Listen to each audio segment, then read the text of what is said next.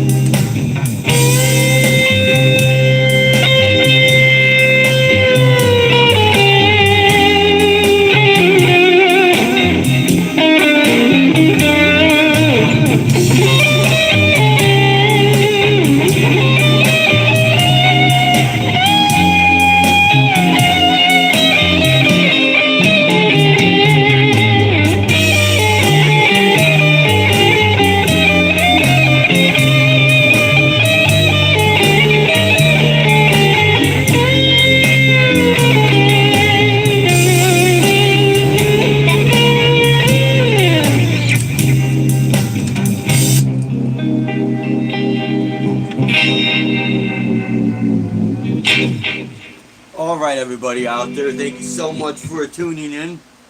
Like I said, at the opening riff, at the opening little number I did, there's a lot that's going on today. There's a lot of guitar festivals that's happening in Fort Wayne, Indiana, with Sweetwater, which I think is great. There's gonna be a lot of people. They might be doing live streaming right now, and yeah, check it out, man. Always, bounce back and forth because we all do the same thing, right?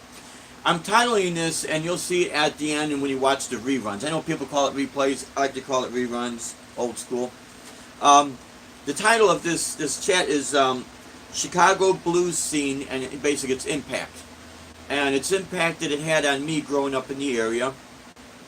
And, bouncing back and forth between the metal bands and then coming home in the city. And then, there's the blues and jazz scene happening, and then the metal scene was out in the suburbs, and it was really cool because the diversity that we had stylistic wise, especially in the 80s, was something that was we hope we have that again in popularity. We do have that, but in popularity, let's see if that comes back, where it's going to be. If you watch the American Music Awards, you're going to see a lot of different genres and styles, and guitar playing will be back and everything, because it is a talent that gets pushed aside, But the funny thing is a lot of people will associate Chicago blues with a lot of the shuffles,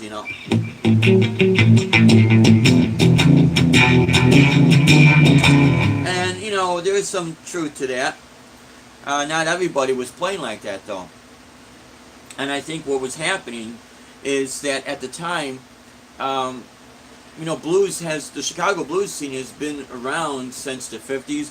I want to say even the 40s and probably earlier, because people were migrating from Mississippi and Tennessee and the whole area, and just kind of migrating into the Chicagoland area. And the funny thing is, growing up in the area that I did, the blues clubs were literally about maybe quarter mile from my house, if that. I mean, we could easily walk down and boom, there's, on Clark Street and Halsted Street, you had all these blues clubs.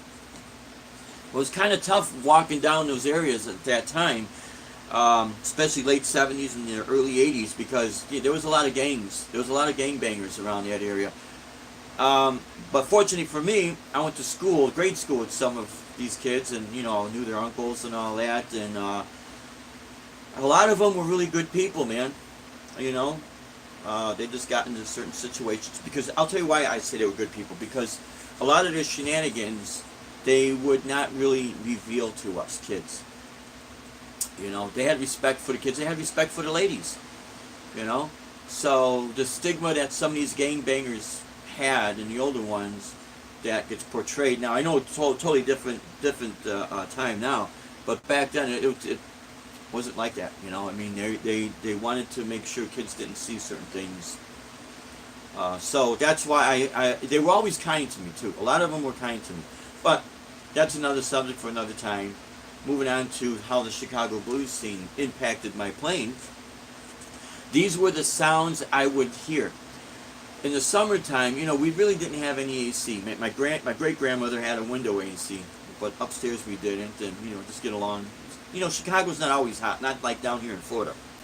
So the windows would be opening, and literally, depending which way the wind was blowing, if it blew from the south up to the north, I'd be able to hear some of the playing. And when you fall asleep to this stuff, it gets embedded in your mind. You know what I mean? So to give you an idea of exactly where I lived, if anyone is from the Chicagoland area out there, I lived on Kenmore and Grace. I was, let's see, 1, 2, 3. Actually, it would have been the fourth house from the corner, because the house that was really by the corner burned down. My friend, I think his name was Russell, and his dog passed away in the fire. Their house was ablaze, man. And of course, they survived. They moved on. So, literally, I was a block and a half north of Wrigley Field. I could literally come down my front porch, right on the sidewalk, look down, and see Waveland Avenue. And there was that wall before they extended. Now they extended the bleachers seating there. So, much different time back then. Let's see how... Hey, Gigs and Gear, what's happening, guys? Good to see you. Hey, what's happening? Oh, from Finland. Oh, my God. Thank you. Hey, how are you? If I'm reading that correctly. And, Jim, I'll give you a call when I'm done with all this. We got a wedding gig we got to do tonight, so if we do any live streaming, it's going to be from a much different perspective. I'm still going to rock out because it's a friend of mine. We won't have our vocalists tonight. But next week, we're back at the Blue Monkey. And then the week after that, we're in Fort Myers at Rusty's in Fort Myers. So, and then, of course, we got some more gigs. Rusty's has given us a lot of gigs in August. Yeah. Hey, welcome, my friends. Yeah, from Finland. Now, it's interesting. So, anyways, I'll continue on. But with this whole Chicago blues scene, Jim, what's happening, my friend? The thing is, a lot of people, including Jimmy Page, was a big fan. That I remember him saying or reading an article. He was a big fan of the Chicago blues scene, and well, I tell you what, it'd be nice meeting him because he seems like such a great person, such a great guy, such an iconic guitarist. And man, Jimmy Page, Deb, and myself, we could sit down and talk for hours about the Chicago blues scene. Because here's an interesting fact: my wife used to run sound for Lonnie Brooks and the Kinsey Report. And now some of the names I'm going to be mentioning, I don't know if they were actually from Chicago.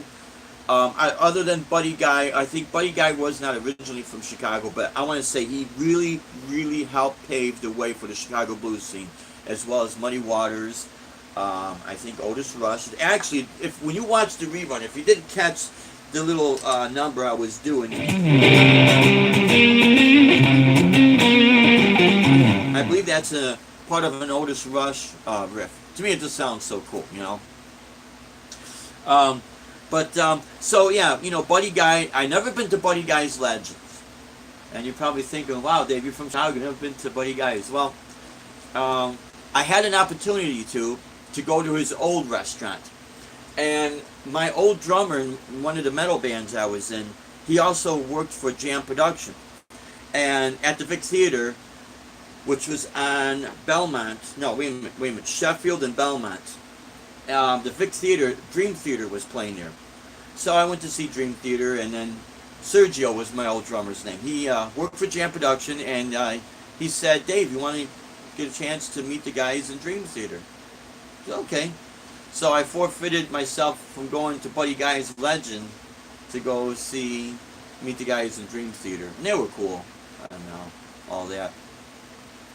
And then, of course, now Buddy Guys has his new club, Legends. His old place, I believe, was on Wabash, if I can remember correctly.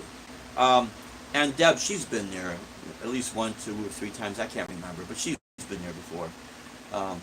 But yeah, Buddy Guy was always a really, really, really cool guy to, all the musicians sitting in a jam session and, all the stories I would hear about him.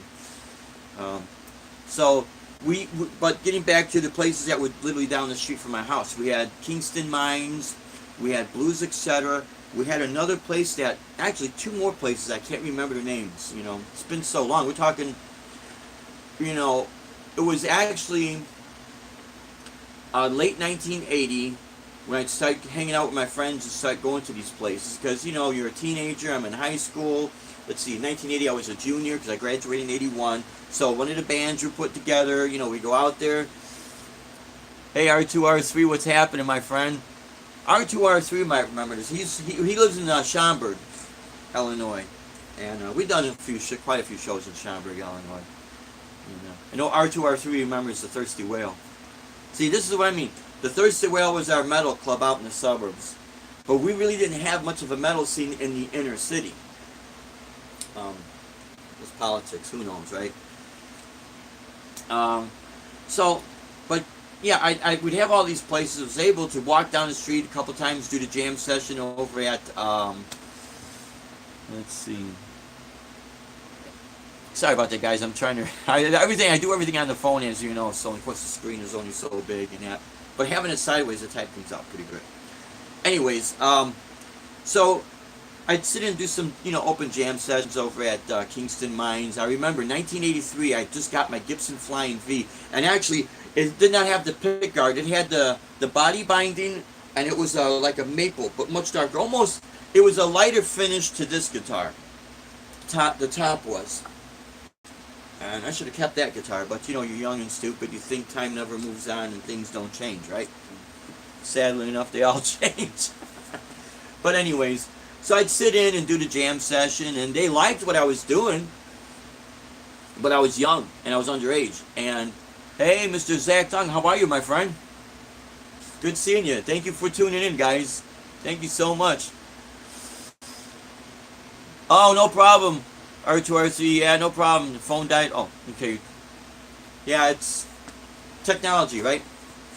I never take things personal, because I live in a real world. I don't live in this, fantasy world that some people in the music industry portrays, Not everybody does, but some. But anyways, so I'd sit in and do the jam session at Kingston Mines, and the manager had to ask me to leave because I was underage. And even though I never drank, to this day, I never had a hangover, never been drunk, never drank. It's just personal preference of mine, that's all. But I respected the guy because I didn't want to see him get closed down. Because I remember, man, the police would sit in their cars watching these. They'd watch the nightlife. And if anyone has ever gone down Rush Street, downtown Chicago, it'd be like, you had Synergy, you had Mothers. Oh my God! See, all of a sudden, I'm drawing a blank, but literally down Rush Street, you had all these clubs and bars and restaurants, and sometimes it was live entertainment, sometimes it was, house music, because a lot of people might not remember, maybe you will, because there's a lot of guys and gals my age and older. House music, actually, when I first heard it, started to come about in the early 80s.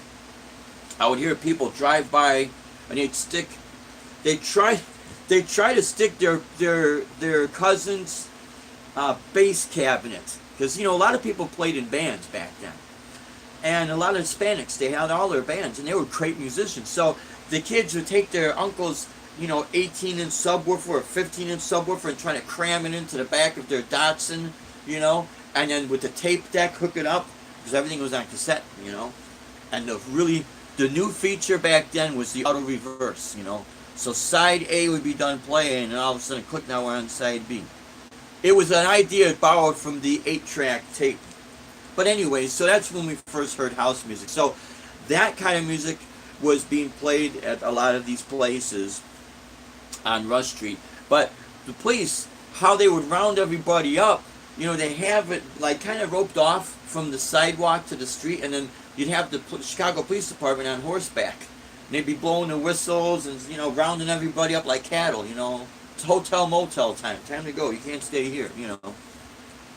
If you notice, well, I don't know about now, and I should.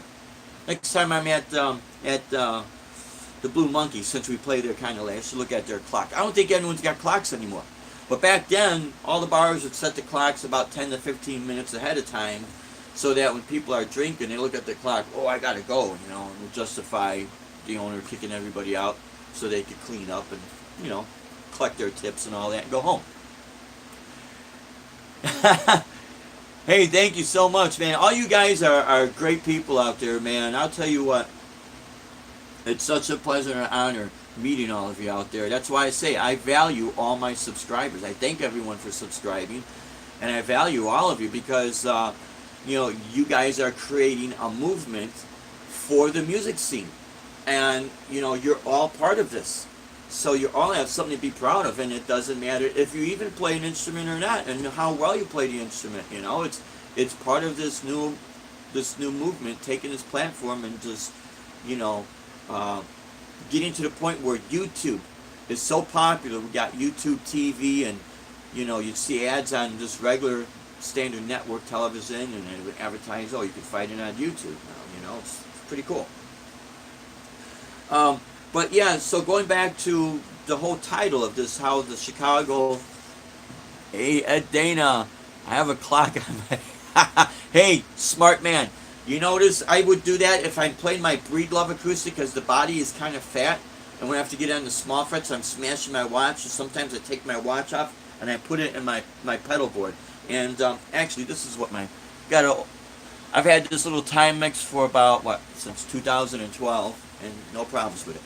My wife and I, when we were on one of the cruises, we bought a couple of Rittenauer watches, and they're expensive watches. I mean, they're not like a Rolex, but they're, you know, they're pretty up there. They're a lot more expensive than this Timex, I'll tell you that. And I only wear it for very, very special occasions, and that's basically it, because it's, you know, it's more like jewelry than it is a timepiece. But I'll tell you, with the little Timex, runs perfect. And then, of course, I could see the screen. You know, I could see the hands on it. And if you notice, I always had the face of my watch facing normal, like on here. But the reason why I have it here is so when I'm playing, I could judge my time for, you know, the set and everything. Yeah, clubs don't have one. I'm like, yeah, that's right. Yeah. You keep smashing it on the body of the guitar, or it sweats, especially down here in Florida. Well, you know what? Here's the deal. When I used to do the Taste of Wisconsin in Kenosha, Wisconsin, it'd be hot. They would have us in different areas, and because I'm a soloist, they had me right as in the entrance. They had like a little square, and they had me on the platform. And they had all the solo artists, they'd have us on this platform. But then the sun would be right on top of us, man, and holy crap, would it be hot. Hey, how's it going? Little Dave Ednes, how are you, my friend? Or Ian? I'm sorry if I can't pronounce people's names right. You know, I'm kind of got like the Archie Bunker pronunciation. But anyways, the Chicago blues scene was back then was so different than it is now. And the last time we've been down in that area, well, we were still, when we lived in Illinois, we were still doing some corporate gigs downtown Chicago. And you pull up, unload the gear, and Deb would have to find a place to park, because as we pull up and we just open the door just to get one guitar out, here's the police, you know, they want the ticket enforcer, they want to give you a ticket because you can't double park, and we just pulled up. We opened the door and got one foot out, and then here they come. Give us a ticket. Well, wait a minute. We got our hazards on, and we're going to unload. You know? It gets so crowded down here, it gets crazy. But, I mean, the scene has changed. I mean, there's still a lot of people down there, but it just has altered a lot compared to the live music scene that we used to have. And then we also had a really good jazz scene as well. One of the places I used to go to was called the Jazz Bulls, and it was on the corner of Lincoln and Armitage. So right by the actually not too far from the Park West, if not right across from the course. It's been so long. I'm trying to get my mind to remember everything, you know. I'm pretty sure because the Jazz Bulls, you go downstairs, it was in a basement, and you know it was like this kind of not a hippie, but it's called back in the early '60s yippie or yippies. So it was kind of like that atmosphere, but killer bands, man. And I was making a transition from hard rock, and I was still playing it and still loving it. I played my Judas Priest Made in Unleashed in the East cassette tape, and my Sabbath albums, and you know, I didn't get any Iron Maiden cassette tapes till a little bit later in the '80s, but saw Maiden like 3 times in the early '80s, and then another 3 times afterwards. You know, so the first 3 times they were not the main act I went to see. But they were there, and they just, except maybe the first time, Chicago Fest, because yeah, a friend of mine was telling me about them. Of course, we had the album, Killers, and it was awesome. Of course, it was an awesome show. But I was also getting into the jazz fusion, you know, Jeff Beck and Al Di Meola, which he just totally blew my mind how he picks every note like that. So then the whole scene was, you know, it was like, it was a mismatch. It was fusion. It was all blending, you know. So I'd go and check these bands out and check out some of the blues scene. And in the blues scene, we had bands like the Kingsley Report, which I mentioned my wife Deb ran sound for. Oh yeah, he's a huge Jeff Beck fan. Yeah. He had the Wired album, Blow by Blow, and then he had the Jeff Beck group. So, I mean, you know, I was just getting out of high school, and you know, I was working. I was able to buy stuff and experiment, buy albums. You know, that's when we had albums. And I remember when the Loop would do album sides, so I get my cassette tape. This was the first downloading, my friends. You get your cassette tape, and I forget what time they would do this album sides. And you just put the cassette tape in and hit record, and boom, you got that whole album. You know. We also had 2 major radio stations at that time, The Loop and WMET, the Mighty Met, 95.5, 95.5. And The Loop, back then, was FM 98, where Chicago rocks. And when I was in high school, my print shop teacher used to let us play the radio and listen to Steve Dahl, Teenage Radiation. And of course, the Disco Demolition back in Comiskey Park, blowing up the disco albums and all that. But it was kind of different because, you know, here I am, I live right down the street from the blues clubs and some of the jazz clubs, and then we had the metal scene out in the suburbs, and so everything was, you know, coming together and just like helping shape the styles that I would listen to, you know. But yeah, getting back to the blues artists, we had the Kingsley Report, Lonnie Brooks, Lefty Diz, he was a left-handed guitar, Eddie the Chief Clearwater, Big Twist and the Mellow Fellows. So, I mean, it was kind of weird because I was always like the oddball because I had the long hair and I liked playing the rock guitar, but I would gravitate to these sounds and I would soak them up, and I thought they were cool. You know, when you're young and you're hungry to learn, your mind is open. And what happens is you absorb the things you like, and the stuff that you don't like, you kind of like, okay, it's not for me, you know. Not everything's for everybody. That's just reality. And some of these guys, I don't know if they were originally from Chicago or not, but they were part of the Chicago blues scene.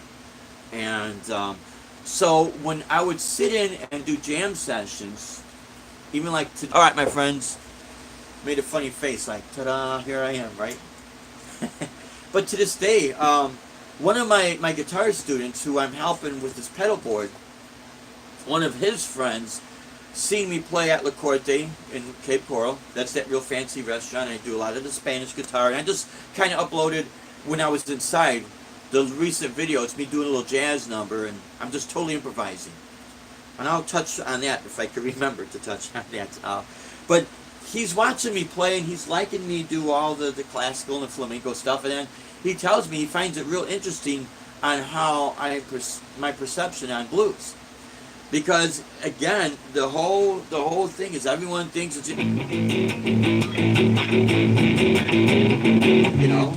and part of it is your shuffles and that. But then he was pretty.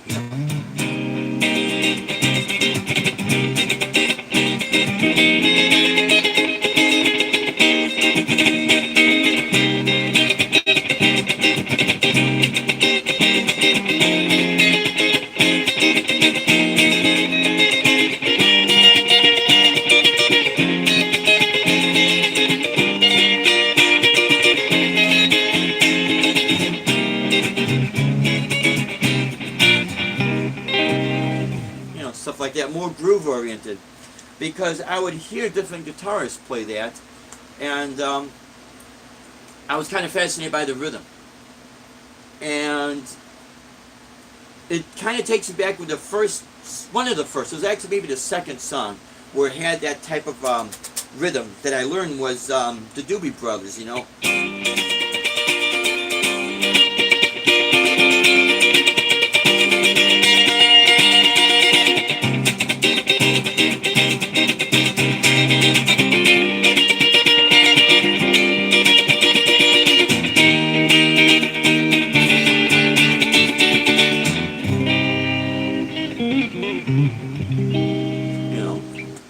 I think the first song, believe it or not, was Pinball Wizard, because it had I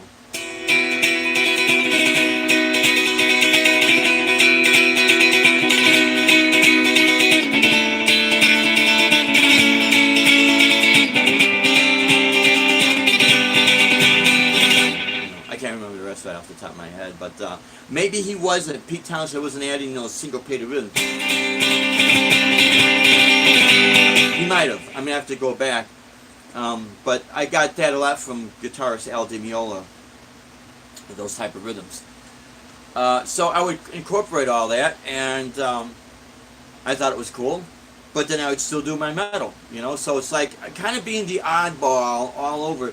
But the results of this is from what I was hearing. And then meeting my best friend and guitar buddy, Andy Rios, and his friend Angel Valafine, and later on Louis Pacheco and Robbie Perez, and then the guy that was helping them teach Andy and Angel was Ivan Pena. They lived all out by on the west side of Chicago, by Armitage and North Avenue and Damon and that whole area, Chicago Avenue, that whole area. And they were Latinos, and I liked Carlos Santana's playing as well. Again, being young, and the high school that I went to was mixed race, and the high school band that we played in for a talent show, or the end of graduating, we're seniors and all that, they were all Latino. And in one of the songs, there was a couple of songs we did was Santana, and I'm singing along. This was great music. Those rhythms was a lot of fire. So I'd go up on the west side. And I used to go to Humboldt Park. If anyone remembers Humboldt Park. Now, Humboldt Park seems to be a lot. The last time we were in that area was about a year ago. Maybe a year and a half ago.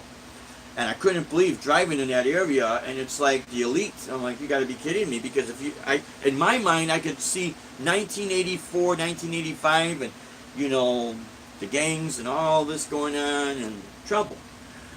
But they liked me, and I it would be kind of like springtime. I'd wear my army coat, long hair, gringo guy, long hair, have the guitar. But I was able to play a lot of those Latin rhythms and sit in with the conga player and just have jam sessions. And they liked it. We were having a good time. Never had any problems. So it's interesting how music, it's got such a really powerful, it's like a real powerful force, Where you get together with people, musicians, we just see them as humans, And of course, we know there's a lot that's going on, but I try to stay away from all that, But the reality is that as a musician, it's the age, the gender, the race, none of that matters. Whatever person, doesn't matter, It's them as a musician. It's the spirit of that person, and it taught me a lot. It really did. So then when I get in the metal bands, and I'd be rocking out because I could play the scales real fast, and I'm sober. You know, that's a good thing for some of the metal bands. And I'm not picking on everybody because everyone's going through things. It was the '80s, right? But so I'm jamming away, and I'm having fun, and they're having fun, and then we'd sit and have a little conversation. You know how it is when you're in a band. You take a break and you hang out, and I'd be having my guitar. I'd do all this other stuff, and they would look at me and they'd say, "Would you learn to play all this stuff?" It's, and I would say it's, over the years, it's the area I grew up in, and it's just the things I would hear. And again, not forcing any of my religious beliefs on anybody. I truly believe that we're born. You're born with this. You're born with this gift. It is infested in you. All you have to do is kind of work it. So that's what I always say. To me, music's a gift from God. And everyone can disagree, and that's fine. I'm not going to put a rebuttal. Everyone has a right to their opinions, and I respect that. But when you become a product of your environment. So we start hearing all this stuff, and next thing you know, it becomes part of you. And the interesting thing is when I add it to some of the metal rhythms, it changed a little flair a little bit, And it's interesting because the funny thing is a lot of those blues guitars, like this, I want to say it's the second generation, because if I take the Chicago blues scene, how far back it really goes, it's probably like the 5th generation or the 5th installment, But in the early 80s, let's see, it was popular, was Stevie Ray Vaughan, then we had Yngwie Malmsteen, and of course Eddie Van Halen was popular. So it was interesting to see the blues guitarists incorporate the two-hand tapping. And it started having large pedal boards. And even as recently as a few years back, one of the guitarists, I won't mention his name, I did a show with, and I'm looking at his pedal board, and he's kind of looking at mine, like, basically, is that all you got? And I'm looking at his, and I'm like, dude, you got too much there, Not knocking it. I've got a lot of pedals. I got a lot of stuff that I'll start showing, later videos. But I remember, and this happening to me, someone saying, you got all these pedals here, you got all these patch chords, if something goes wrong, right in the middle of a song, do you know which chord's going out? No, because I got like 12 chords down there, little patch chords and things, So when the processors came out, most of them, when they first came out, they were analog. I thought it was a good idea. The first one I saw, literally, was MXR. And again, it had been between 1978 and 1981, because I was in high school. So it had been that time era. So that was the first one I saw. I thought it was a good idea because the whole thing was you could eliminate all the little patch chords. Yeah. But so didn't mean to take a side turn or anything. But getting back to our Chicago blues scene, it was there was a lot going on. It was a really healthy music scene, and there was a lot of good guys, not just good players, but just good people in general. And it was very healthy. I look back and I'm just really thankful that how things evolved for me, and I'm not the only one. We're all over the place, right? Everyone's got a story to share. But I guess what I wanted to share with everyone with this is that the Chicago blues scene was not just like it's portrayed. There was so much more. Oh, then we had another guy. His name was Melvin Taylor in the Slack Band. He used to play at Rosa's. And I remember when Rosa's Blues Club opened up on Armitage Avenue. I think it was just west of Western Avenue. Again, I don't know, but we were there. I remember going there. And again, it was, I want to say maybe 1980, 84, something like that. Maybe 85. Late 84, early 5, something like that. And yeah, she was doing good for a while, and then something happened, and she got closed down. I think someone said that there was illegal drug going on, which I don't believe it. I think Rosa was a good gal. I think, she wanted to have a place for her son to play, and, if you don't agree with somebody, then next thing you know, they make problems for you, and I think that's really what happened. But then she reopened, and that was good to see, and I think to this day she's still going strong. Now, anyone from Illinois, you'll remember this. We still have the Illinois Entertainer. I did bring a couple of issues, monthly issues. They're a free magazine down here, so I could kind of like look at, you know. But that paper has gotten really real thin, like, you know, like maybe it's an 1/8 inch thick now because there's hardly any ads in there, you know. But in the early '80s, man, the musicians classified, wow, man, it was like almost, it was at least for musicians wanted and bands looking for musicians, minus the guitar lessons, minus the other stuff, just the musicians looking for each other. There was a whole list of it, man. It was a lot. And then Toshi Abashi, I think his name. No, it's not the guy that in Animals as Leaders, but this guy would have a full page ad for his guitar lessons, and so would Eric Mantell. And I remember meeting Eric Mantell. He was a great guy, great guitar player. I still got some of his cassette tapes. And then we had another guy, Dave Urich. I think he's still active, which I hope he is, you know. It'd be sad to see these guys just throw in the towel because of things that, you know, the way the music scene is.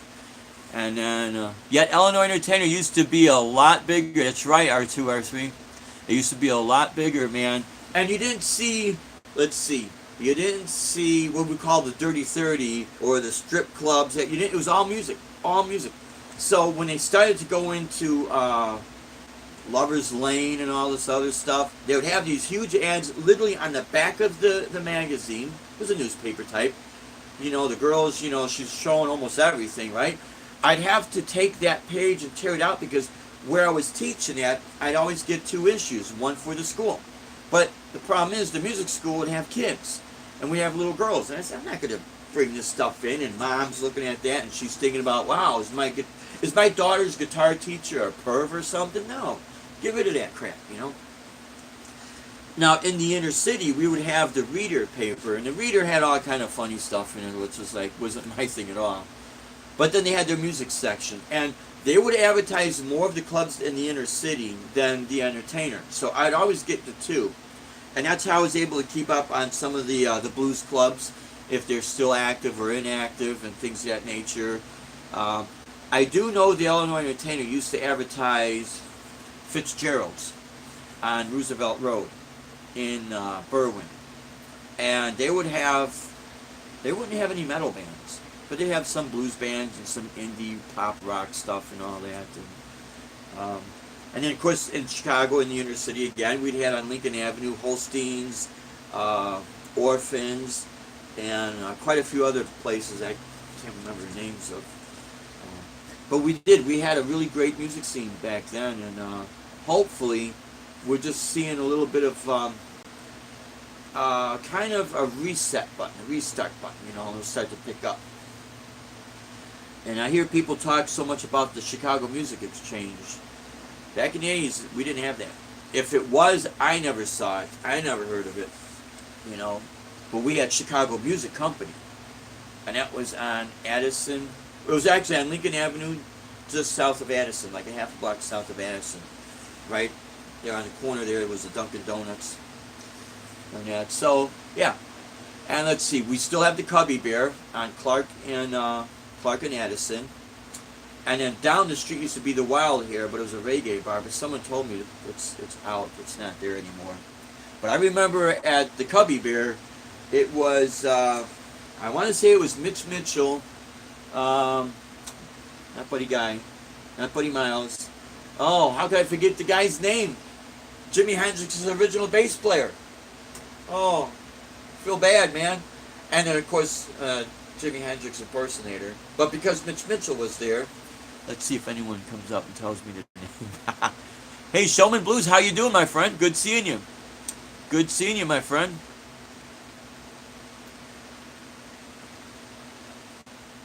Hey, thank you, guys. I appreciate it. Hey, afternoon. How are you, Old Man Dan? How are you? Hey, thank you so much, guys. Really appreciate it. Wow. How could I forget his name? He was at Woodstock with Hendrix, his bass player. But he was there at the Cubby Bear. Now, it was so many people right there, because the Cubby Bear is right on the corner of Clark and Addison. If you guys remember just a couple years ago when the Chicago Cubs finally won the World Series, now they could do whatever, right? And then they showed the aerial view of the big parade for the Chicago Cubs winning the World Series. That's what it looked like when Mitch Mitchell, Jimi Hendrix's original drummer, why do I forget the guy's name? It's not, of course it's not Buddy Guy. His bass player. Now I'm going to remember at night, 3:30 in the morning tonight. I feel so embarrassed, you know. But, yeah, he was there, and with so many people, we were standing on the cars. The police were completely outnumbered. The wild hair was cooking weed, so you could smell all of Clark Street smelled like weed. It was like, yeah, it's Woodstock again, right? But no one got out of hand. Yeah, Mitch Mitchell, that was his drummer.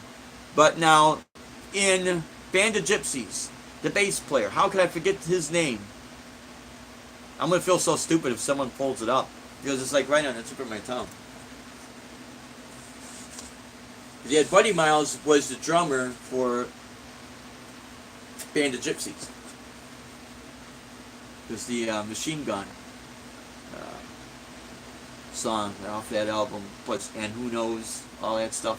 Great stuff, man. That was some great stuff. But anyways, I mean, the whole scene, it was just like, it was packed, man. It was totally packed. So that's why I draw a lot of my influences from when I do a lot of my melodic playing, and you know, and then being underage, I couldn't get to every club. Billy Cox, thank you, Showman Blues. Billy Cox, he originally was in the service with Jimi Hendrix. They were in the service together, and they played bands together and that. Yep. So I couldn't always get into the club because I was still underage, you know, at the time. So we'd buy albums and, you know, would start, of course I was always a Robin Trower fan. I used to play Robin Trower on the Loop and on WMET, the Mighty Met. So, we would have all that going on, and then as you start getting gigs and start preparing, then it's like, when you're gigging all the time, you miss out on all the shows, man. And that's kind of the downside. Unless you're on the bill at a festival, and then you're still not like you have to think about your set. You know, and then when you're done with your set, then you could go and have fun, right? And the thing is, when we were doing our road shows, and people would ask me, well, wow, have you been, like when we go to Texas, have you visited this, have you visited that? We couldn't because we'd only be there a few days doing our show, then we have to hurry up and come back, you know? Now, when we were in Brussels, when we did the show for NATO in Brussels, Belgium, we were there about 10 days, I think it was. So we did get a chance to go around the area. And I do have video footage. I got to put it together and put up on YouTube. We do have some footage of our performance at the 3-Star Lounge that was within NATO, but actually inside NATO, when we actually went in there and we ate in their cafeteria, they take your phones because you're not allowed to take any pictures. There's 2 check-in points, the outside check-in point and then the other check-in point that gets you into the main building structure. And I will never forget that experience as long as I live, man. That was, you know, really, really something. That really was, you know, that's a moment that you pinch yourself and like, I'm playing for these people that they're not just famous, but they're importantly famous people. So it's like, wow, you know, never in a million years would I would think about doing something like that. You know, we always have the dream and expectations of playing the big stage with the lights and the fog machines and all that, and it's a lot of fun. But something like this that, you know, now it's on a different level, it's like, wow. In the same way when we did the Kentucky Derby this was quite a few years back, because I think it was 2011, early 2011, I believe, when I got the chance to meet Kate Upton. My wife took the picture with me and Kate Upton, and she was a swimsuit model of the year. My friends in Chicago said, oh, dude, you photoshopped that. I says, no. I said, well, then he said, one of my friends said, well, who took the picture? I said, my wife. basically saying, "Hey, Dave, does your wife know?" Of course she does. She's the one that took the picture. Meeting people from ESPN, some of the people that were on CNBC, and I don't follow sports a lot, but I know the faces. And they invite Deb and I to the VIP party. So we're there, and then some of these people, a lot of your sports players, a lot of your news anchor people, they mess around. They play music too. Some of them play guitar. And they're asking me how I developed my flamenco technique. So many times I had people ask me if I've ever been to Spain, if I ever studied in Spain. And I says, no, it's my perception of what I would hear. And I will do a video, a how-to-do video, and probably a live chat video demonstrating some of my right-hand technique I use for the classical and the flamenco style. It's very rhythmic, and it's very strong. You know what I mean? It's got a lot of energy. If we were to lose the electric grid and all we had to do was acoustic guitar, I think I'd be able to do okay with that. I'd still miss the electric because I just like the sustain and just the power in that. But I think I'd be all right because with the flamenco style, it's like, to me, that's the metal. That's where metal draws. And it really does. Hard rock will draw from blues. Metal, you are like a power metal, and especially symphonic metal and goth metal. It does draw from the classical world and the flamenco world, even when you listen to the chord structures, So, R2, R3, and let's see, Dry Heat, how you doing, my friends? Yeah, so it's kind of odd. I was always the oddball, again, because of the area I grew up in, and just all these sounds I would hear. Now, a lot of us who were born in the 60s, we remember AM radio, so we would hear all the stuff being played on the radio, from anywhere from Neil Diamond to Barbra Streisand to John Denver to John Williams, and then some of the AM rock, and then later on we had FM. FM was like, it was different, it was cool. So, and I think that's why I come from my actual musical playing. It just draws it because I started playing in 1974. So you become that product, and it's real interesting, guys. There is a guy that posted up a video, and I don't know how old this video is. So I just saw it just the other day, where he said, "What would it be like playing the gear from 1982?" And he's got the electro. Mistress Flanger, Electro-Harmonics, and the MXR pedal, the Fender Twin Reverb, and all that. And then he's looking for a power strip. We really didn't have power strips. We did have some, but not like what we got now. And we didn't really have pedal boards. You just, if you wanted a pedal board, you find a piece of board, slap some glue or something on there, and there's your pedal board, man. And then he's saying his playing, because he was born in 1982. I was 18 years old in 1982, and his whole perception is coming from that time. I mean, from the 90s. He's not really coming from that time, so it's difficult. And I wish to God I would have kept everything I had. The only thing I really kept, some of my old DoD pedals, and I got my original Crybaby wah from Thomas International. I bought from a friend of mine in high school in 1979. I think he got it from his teacher, so God knows how old the thing really is. But my original Ibanez Tube Screamer TSA 808, I paid $35 for it. That's gone. My old Marshall's gone. My old Ibanez Artist is gone. But the time, it's just the time. Like a lot of you guys and gals out there. You become that product of the time, especially when you start playing, because that's when you put what you hear to what you could do together, and it just, bam, it just starts to come out, So, and the sweep picking, we used to just call it raking, raking the strings, because you're really just going in one direction.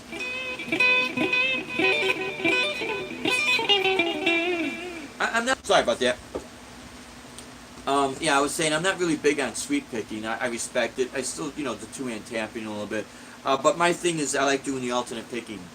And a lot of it is because when you play acoustic, those notes got to project. They got to project out there,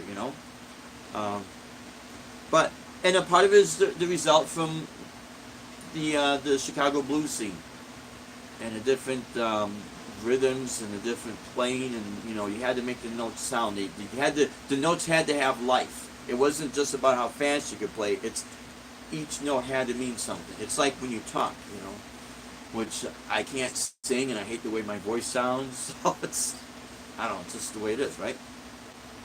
So I didn't want to go on too long, my friends, because I know there's a lot that's going on. I think Ben Coombs is still down in Indiana.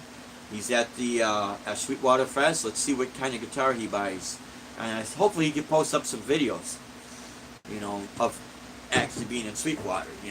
I think he met Mitch Gallagher, which is from Sweetwater. He does the product demos. He met Glenn something, the guy with the long hair in the recording studio that he kind of hangs out with Henning and in Germany. I think he's a good guy, man. I think he's a cool guy. I thought I heard that Robert Baker, great guitarist, young guy, was going to be there as well. But, hey, Jim. Yeah, we'll be giving you a call in a little bit, Jim. Yeah, Frigga, that's his name. Yes, R2, R3, yeah, that's him. Yep, yeah. So Ben Coombs had talked with him, met him. Nina Strauss, I believe her name is. She plays with Alice Cooper. I guess Ben because Bruce is down there with Ben Coombs, and they got a glimpse of Nina Strauss. I guess she's gonna do a couple of clinics, and Greg Koch or Coach. I met Greg at in Illinois at a place called Brookdale Music. At the time, he was representing Hal Leonard Music Publications. Really cool guy, nice guy, down to earth. Knows he puts his drawers on one leg at a time, like we all do, my friends. But yeah, so I know everyone's, we got other things going on, and we do have a wedding that we'll be doing. I guess I'm just doing the cocktail hour and a half, so we'll see if Deb puts a little live stream up there. If not, it's okay. Next week we will be back at the Blue Monkey. It'll be from 6 to 9. Yngwie Malmsteen. Oh yeah. Okay, I remember when Yngwie Malmsteen came out, and let's see. My friend had the Steeler album, okay, because we read the article in Guitar Player Spotlight, Mike Varney's Spotlight. And I also saw, besides Tony McAlpine, which is a completely underrated guitarist that is just great. This guy, he needs to be up there. He really should. Great pianist too, man. Incredible. We've seen him with Derek Sherinian's band. That's a different subject for a different time. Derek, don't want to bash anybody, but Derek's a good musician. But look, if the guy doesn't give you the proper lighting, I understand. If there's had an issue, I understand that. But when people pay money to see you play, they don't want to hear all this drama, right? So at least put on the show when you're going to perform. I understand it can be very, very frustrating. I get frustrated too. Paul Gilbert, that's right. Old Man Blues. Racer X. That was awesome hearing that. But, yep. And then, of course, when Yngwie came out, it was trendsetting. It was awesome. It was awesome. And then Vinnie Moore. When I read the article about Vinnie Moore in Spotlight, I told my friend Andy, I says, watch, this guy's going to take off. And, of course, he did, Of course, now we're all in our 50s, right? I think Yngwie is the same age as me. I think he was born in 63, too, and getting back to a couple of Chicago guitars, shout out. My good friend, guitar buddy, T.D. Clark. We've done a couple of shows together.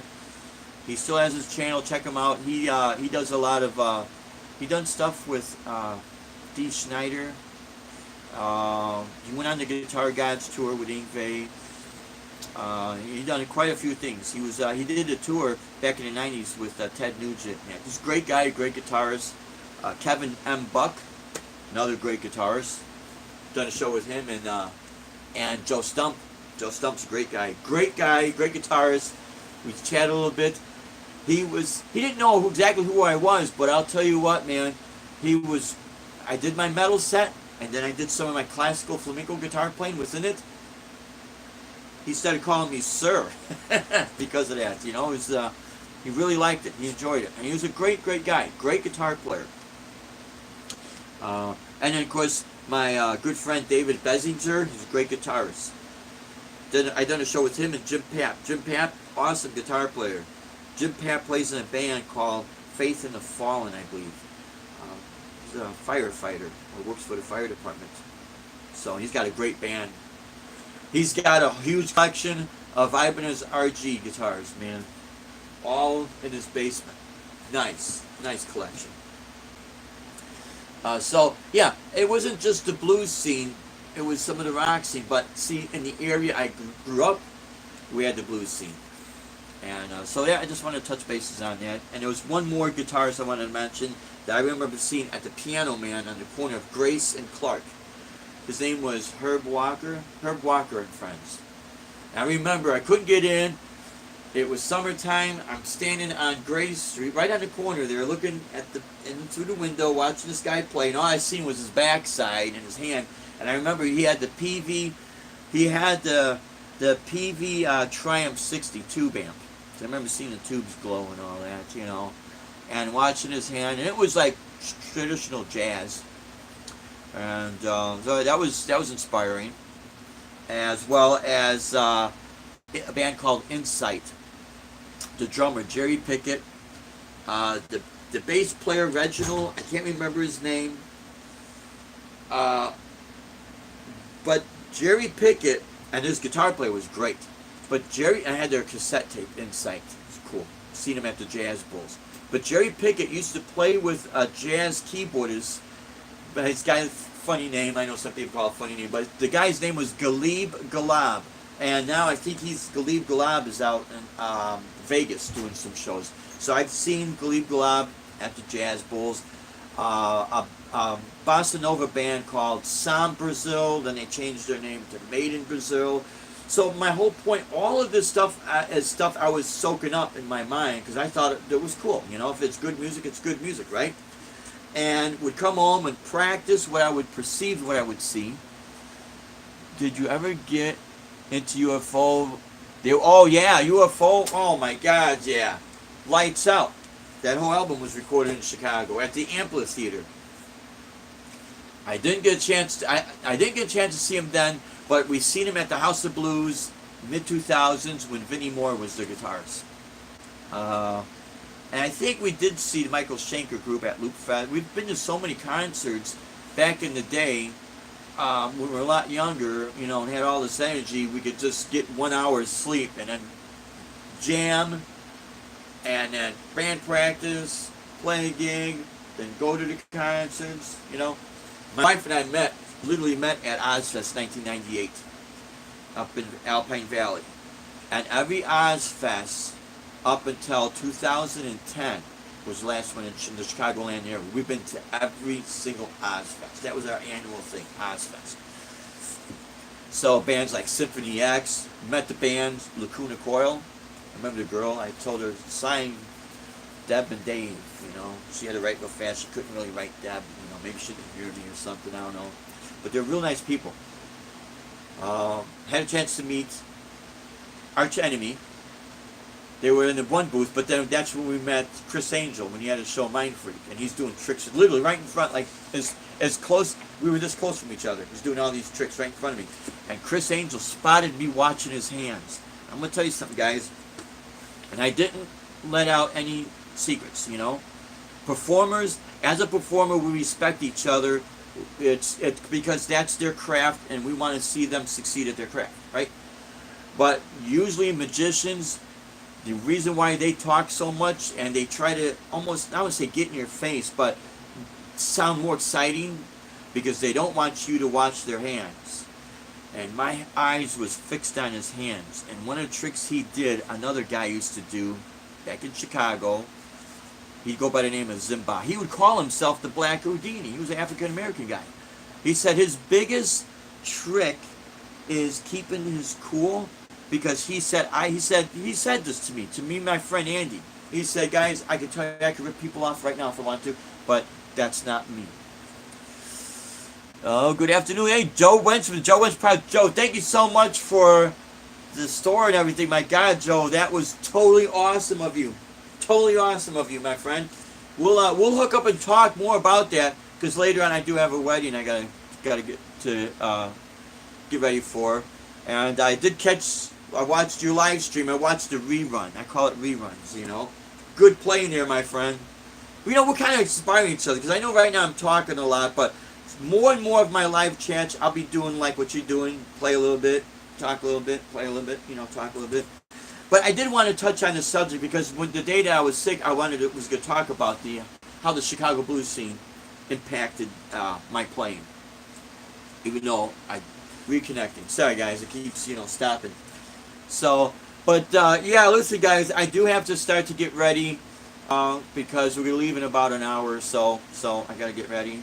And I thank everyone for tuning in. You guys are totally awesome. Thank you so much for subscribing. When people watch this on the rerun, if you like everything, you know, give it the thumbs up. Hit the subscribe button if you haven't already, and hit that bell. You get notifications, and a lot more of my videos are going to start to involve my playing, as well as how I develop my technique, mistakes and all, my friends, because it's all part of the big game. And we really appreciate you guys. You're the best. Until next time, we will see you, my friends. Like Ben Coombs always says, hold those doors open, the doors of opportunity. Let that next person in. Good things will come your way, my friends. I guarantee it, my friends. Guaranteed. Until next time, you stay safe, and God bless. Take care, everyone.